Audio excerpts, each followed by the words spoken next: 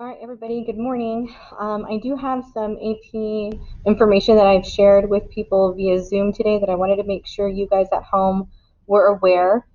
This morning, your AP teachers did discuss a potential AP calendar for exams, and I wanted to make sure you were aware when Brandeis will be offering the exam.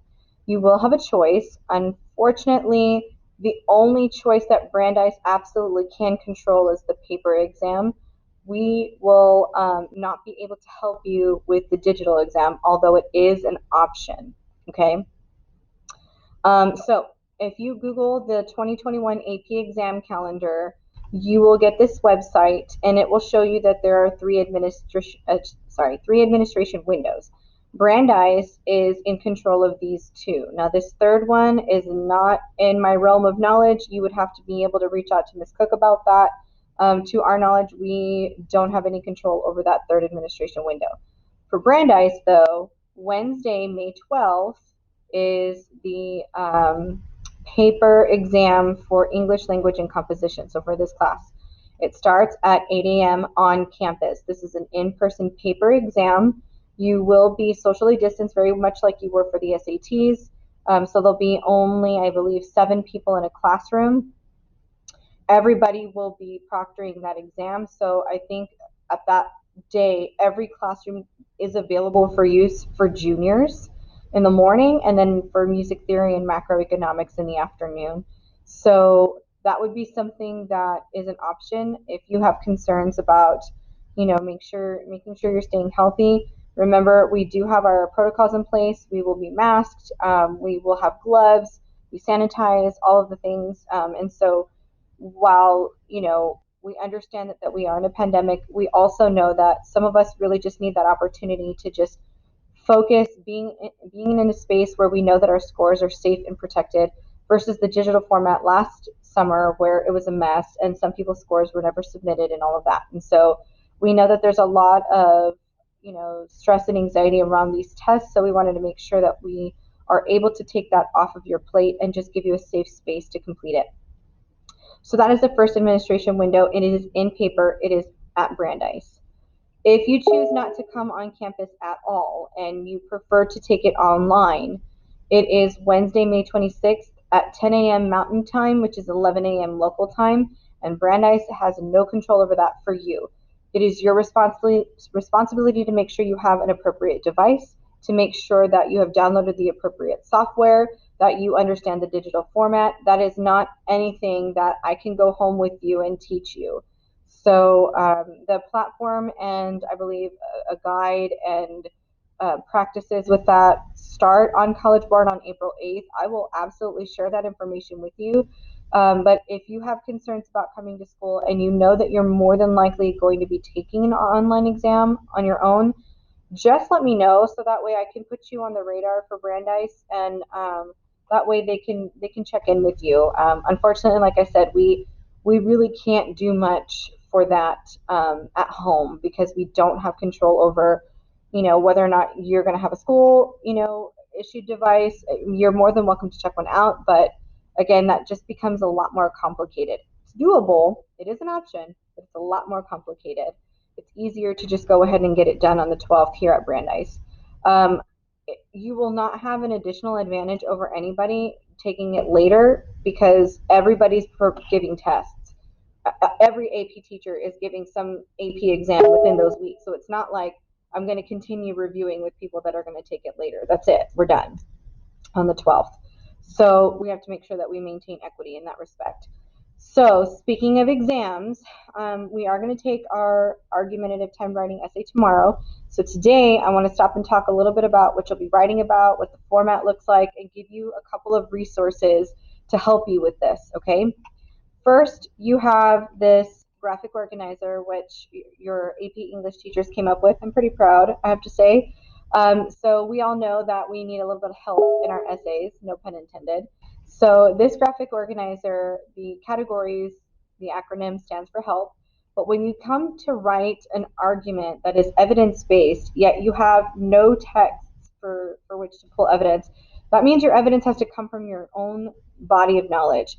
And so the HELP acronym is really there to help you categorize and compartmentalize your thinking. And so it stands for history, experience, literature, and then pop culture or current events, okay? Just really easy. So again, when you think that you need a little bit of help when coming up with things to write with, what do I know from history? What do I know from my own experience or observations? What do I know from literature? What do I know, in the media or in the news or any sort of current, rhetorical situations that I know about? So your topic of your argument is going to be centered around Hecate's assertion in Act 3, Scene 5, which we've talked about, when she says to the witches, and you all know, security is mortal's chiefest enemy.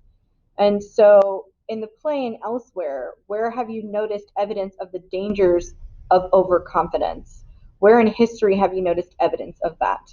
Where in your observations, in your experiences, whether it's in school, whether it's going to the movie theaters, or whether it's certain laws because you drive or whatever.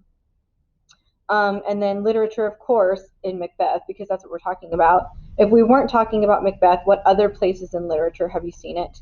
And then, of course, in pop culture and current events. So I give you memes all the time from different movies in different situations. Current events you've had practice with at this point. PSAs, any of that. Okay, so this is on the right side is where you're going to make connections to the prompt. It's up to you. I definitely should see that literature square complete in some fashion. But however many of these you do is up to you. You don't need to fill it out completely. I would say a minimum of 2, one in the literature category and one from anything else. But for your sanity, try to just list it out. They can be bullet listed. They don't have to be coherent sentences. This is for you. And then you'll submit this today as proof of your attendance, because most of you have missed this Zoom meeting, which is why you're watching this video.